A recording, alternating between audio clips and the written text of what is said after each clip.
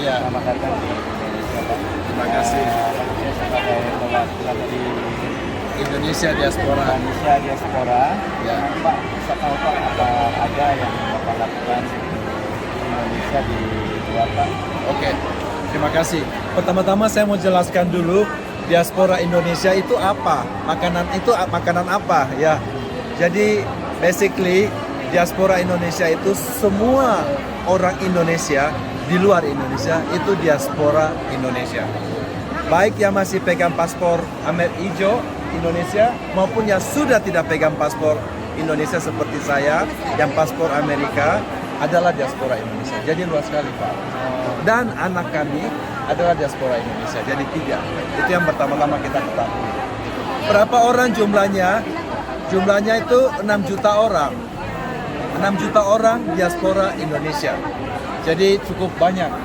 Dan saat ini jadi itu namanya yang kita yang ngurusin namanya IDN Global, Indonesia Diaspora Network Global. Dan di situ di pusatnya ada 23 orang namanya Executive Board.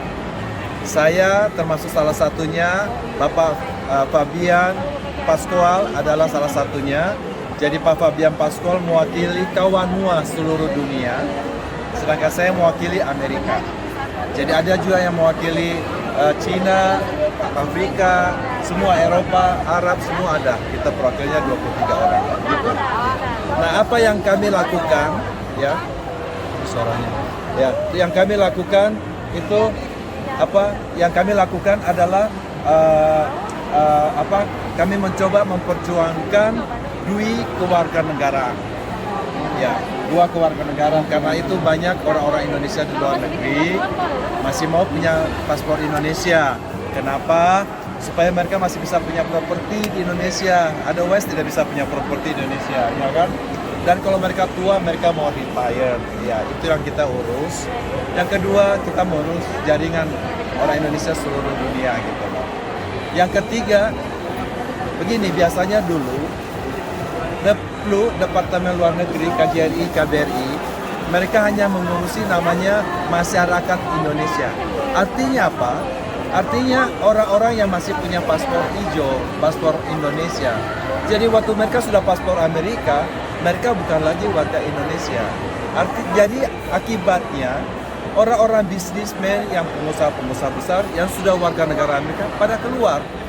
Yang tinggal yang seperti TKW yang mengalami diskriminasi yang diurus itu. Akibatnya kan pemerintah butuh orang-orang yang luar-luar ini, yang ikan kakap ini, ya kan? Bukan hanya yang di dalam gitu. Ya, jadi dengan adanya diaspora ini diharapkan kita punya potensi dari luar ini akan bisa membantu mendukung Indonesia. Itulah slogan yang kita ingin. Nah, apa yang kita lakukan di sini? Ya saya datang khusus dari LA, khusus datang ke Tomohon. Pakai biaya sendiri, of course, tidak dibayarin. Pakai uang saya sendiri terbang khusus ke sini untuk memberi support. Karena saya tahu bahwa Indonesia membutuhkan pariwisata. Itu adalah merupakan nafas kita. Itu untuk membantu investor datang ke sini. Jadi saya mau memberitahu bahwa sebelum ke sini kami di Los Angeles sudah mengadakan promosi besar-besaran. Kita bikin acara waktu itu, saya mungkin sudah pernah lihat videonya ada di Ibu Poni, nanti saya kasihkan videonya.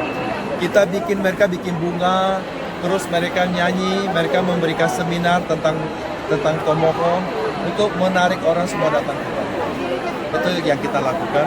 Dan juga rekan saya Pak Stefanus yang dari Singapura, mereka bikin pameran dagang dan memberitahukan supaya orang-orang datang ke Tomohon. Tapi saya mewakili masyarakat terutama Minahasa di LA, mereka dengan Pak Buce mewakili kami untuk datang ke sini dan saya datang di sini. Terima kasih. Pak, mungkin untuk harapan ke depan, ini kan TIF ke-10. Ya. Bagaimana harapan Bapak untuk TIF ke-11 tahun di 2023, Pak? Terima kasih. Jadi ada satu event sangat besar di Los Angeles ya. Itu namanya Rose Parade. Setiap 1 Januari itu sudah ratusan tahun. Itu event yang internasional. Dan memang itu besar. Bayangkan. Jadi harapan saya bahwa kita bisa akan seperti dia. Walaupun susah juga. Karena memang contohnya satu flop di Rose Parade itu $750.000. $750.000 satu slot. Kemarin kita punya plot menurut wali kota 50-70 juta, ya kan? Sekitar $4.000. 4.000 dengan 750.000 besar sekali bedanya. Gitu. Kita memang semua mekaniknya memang ini. Dan itu tidak jauh dari rumah saya, cuma 15 menit. Dan saya mengikutinya setiap tahun kita ke sana. Dan orang-orang biasanya di situ sudah pasang tenda satu hari sebelumnya, tidur di pinggir jalan di trotoar supaya dapat nonton Rose Parade. Indonesia sudah mengikuti so far yang saya rasa 3 kali. Dan saya memang apa yang menjadi harapan saya bahwa kita bisa menjadi sister city dengan Pasadena.